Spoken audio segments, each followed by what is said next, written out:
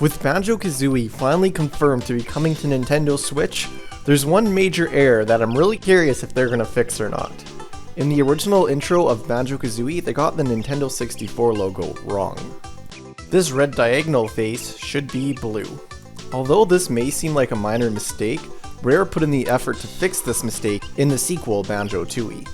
This mistake was pretty common for Nintendo 64 games. There were 11 games that ended up using the wrong logo. If you want to learn more about these wrong logos, I recommend checking out my other video on this topic. The only game that actually fixed this logo on console and for the re-releases is Ocarina of Time, because Ocarina of Time had an updated cartridge, version 1.1. It makes sense that Ocarina of Time was the only game because it was a huge game made by Nintendo and it had multiple revisions. The original release of Ocarina of Time messed up the top two faces. Ocarina of Time had many re-releases, 2 for the GameCube, 1 for the Wii Virtual Console, and 1 for the Wii U Virtual Console. Each one of these re-releases used the version 1.1 or 1.2 of the game, which fixed the coloring of the logo. And the remaster on 3DS got rid of this logo entirely. Although in this video we've only been talking about the wrong logos, a majority of the logos were correct. With the 25 Nintendo 64 games with spinning logos, only 3 have been re-released with the logos intact.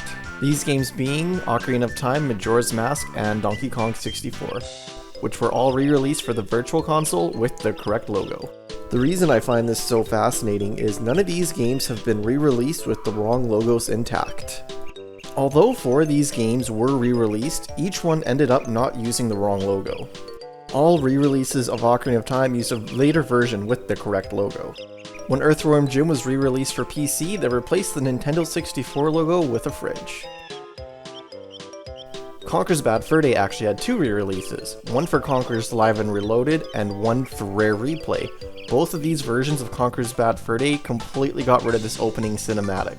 So that leaves us with one game left, Banjo Kazooie. The Xbox 360 and One's version of Banjo Kazooie completely gets rid of the Nintendo 64 logo also. So that brings us to today, where Banjo Kazooie is finally coming to Nintendo Switch Online. And that leads to this question, will Rare fix the Nintendo 64 logo? If they don't fix it, it'll be the first time in history a wrong logo will be on a console other than Nintendo 64.